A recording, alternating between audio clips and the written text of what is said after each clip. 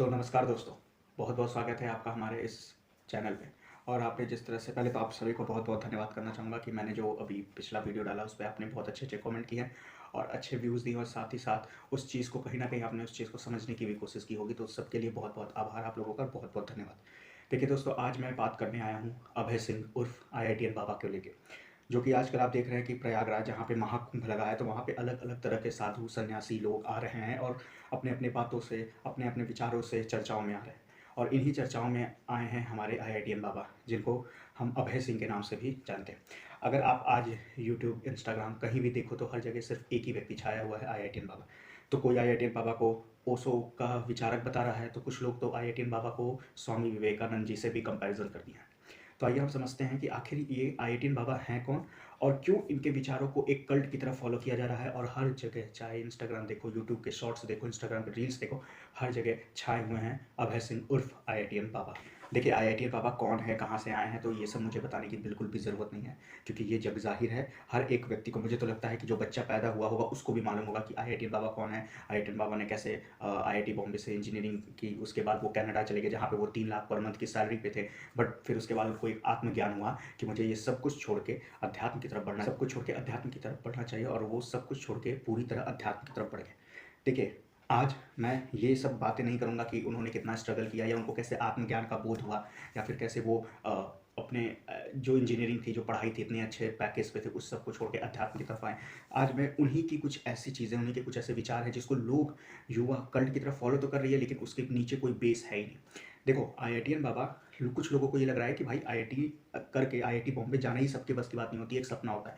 But IIT Bombay अगर कोई गया है, वहाँ से वो पढ़ाई करके आया है, उसके बाद वो सब कुछ छोड़ के दुनियादारी, मोह माया सबका त्याग करके अगर वो अध्यात्म की तरफ बढ़ा है, तो यानी वो बहुत बड़ा व्यक्ति होगा।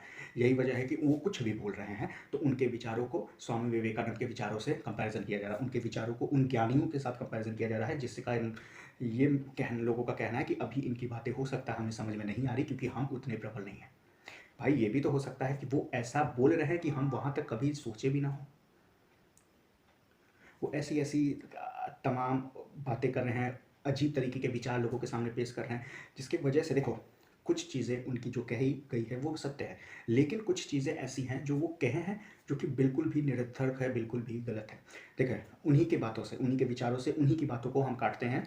सबसे पहले उन्होंने माँ बाप पे सवाल उठाया। उन्होंने कहा कि हमारे मम्मी पापा हमारे दुश्मन के रूप में थे, उन्होंने मुझे हमेशा स्ट्रेस दिया, प्रेशर दिया। ठीक है, ये होता है आज के घर में, ये सही है कि आज के घर में सोसाइटी, समाज के प्रेशर में आके माँ बाप अपने बच्चों को स्ट्रेस देते हैं, माँ बाप अपने बच्चों को प्रेशर देते हैं। लेकिन आप एक बात ये समझिए कि क्या इसमें माँ बाप की कोई खुशी है? कल को आप अगर कहीं अच्छी जगह चले जाओगे, अच्छी नौकरी करोगे, अच्छे पैसे कमाओगे, तो इसमें माँ बाप खुश रहोगे कि आप खुश रहेंगे?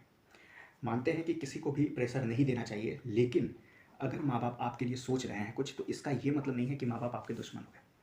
IITN बाबा का कहना है कि माँ बाप कोई भगवान का रूप नहीं है। तो उनकी बातों को मैं यही खंडित करते हुए कहना चाहूँगा कि माँ बाप भगवान के रूप नहीं हैं, भगवान के पार्ट हैं, भगवान के स्वरूप हैं।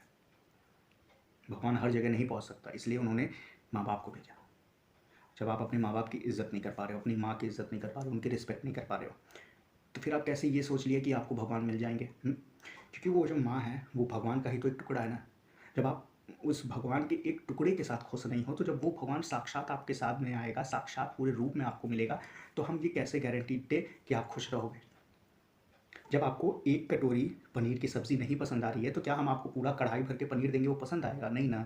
तो उसी तरह जब आपको भगवान के एक छोटे से टुकड़े, माँ बाप आपको नहीं पसंद आ रहे, आप उनके साथ नहीं रह पा रहे, उनको नहीं खुश कर पा रहे हो, तो आप इस कैसे उम्मीद में रह सकते हो कि आप भगवान को खुश कर लोगे? आप किस उम्मीद में रहते हो कि भगवान आपको मिल जाएंगे? कभी नहीं होगा ऐसा, कभी नहीं। जो IITN बाबा अपने आप को महाकाल का भक्त बताते हैं, जो IITN बाबा ये कहते हैं कि हमारे माँ बाप को मैं विनाश लिख के आया हूँ, उनसे पूछो जिनके भक्त थे भोलेनाथ के, उनके भी बेटे थे गणेश, और गणेश जी ने अपने माँ बाप के ही चक्कर लगाया और कहा कि मैंने पृथ्वी का चक्कर लगा लिया। उनसे तो कभी IITN बाबा ने कुछ नहीं सीखा। देखिए, हमारे जनरेशन की प्रॉब्लम क्या होता है ना, कि जब कोई व्यक्ति बहुत पढ़ा लिखा रहता है कि या बहुत एक अच्छे लेवल, अच्छे स्टैंडर्ड पे आता है, उसके बाद जब वो अध्यात्म को जुड़ता है, अध्यात्म को ज्वाइन करता है ना, तो उसकी हर एक बात, हर एक चीज़ को लोग अच्छा ही समझने लगते हैं। हर एक चीज़ को लोगों को लगता है कि भाई बढ़िया है, जो बोल रहा है बढ़िया बोल रहा है। वो कहते हैं ना कि अमीर का फेंका हुआ कचरा भी गरीब के बादाम से महंगा बिकता है। तो वही चीज़ हो रहा है आज के समय में। अगर एक व्यक्ति किसी ऊपर हाई क्लास, हाई प्रोफाइल का है, वो आता है, अध्यात्म से जुड़ता है, वो कुछ भी बोलेगा तो लोगों को लगेगा क्या बढ़िया बोला।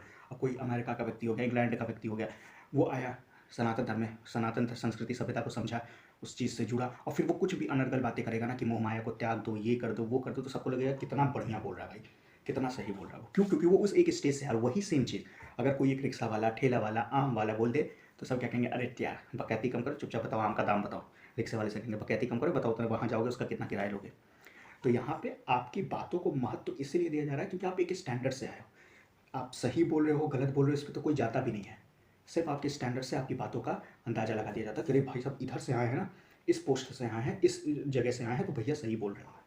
जैसे हम लोग के गाँव वगैरह में आप देखो तो जब तक स्टूडेंट तैयारी करते हैं, उनकी हर बात को मूर्खता बोला जाता है कि अरे ये मूर्ख है, अरे नहीं समझेगा, फलाना ढिमका।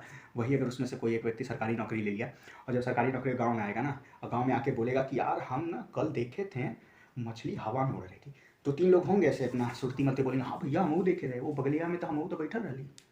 ऐसे लोग हैं। ये लोग आपकी बात सही या गलत है इस पे जाएंगे नहीं, वो सिर्फ इस चीज़ पे जाएंगे कि आप इस पोस्ट से आए हो और बोल रहे हो तो आपकी बात सही है। वही आईआईटीएन बाबा के साथ हो रहा है। आईआईटीएन बाबा देखिए, कुछ चीज़ें हैं वो सही कह रहे हैं, चाहे फिर वो माँ बाप का बच्चों पे प्रेशर देना हो, सोसाइटी का प्रेशर देना हो, बच्चों को अपने हिसाब से कैरियर ना चूज़ करने देना हो, ये सारी बातें उनकी सही है। लेकिन आप एक बड़े मंच पे ये कहते हो कि हम अपने माँ बाप का विनाश लिख के आए हैं, मुझे ये बात कहीं से भी ना सही लगती है और ना कभी पच सकती है। जब आप एक तरफ आप कहते हो हम भोलेनाथ के भक्त हैं, दूसरी तरफ आपकी 90% वीडियोज़ में आप नशे में हो।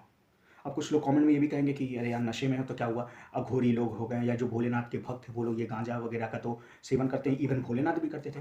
तो भाई भोलेनाथ क्यों करते थे ये कभी तुमने सोचा है?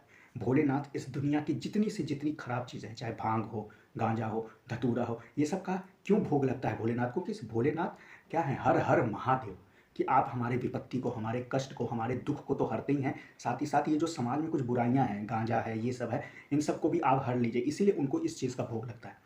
लेकिन नहीं, हमें एक टैगलाइन चाहिए, हमें एक टैगलाइन मिल गया क्या, भोलेनाथ पीते थे तो हम भी पी गए। भैया भोलेनाथ तो जहर भी पिए थे, बताओ तो ना, एक कटोरी जहर पी लो।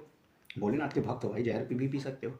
भोलेनाथ ने हर वो सारी चीज़ें का भोग किया है जिसके वजह से इस दुनिया में गलत काम ना हो। भांग धतूरा के साथ साथ उन्होंने जहर भी पिया।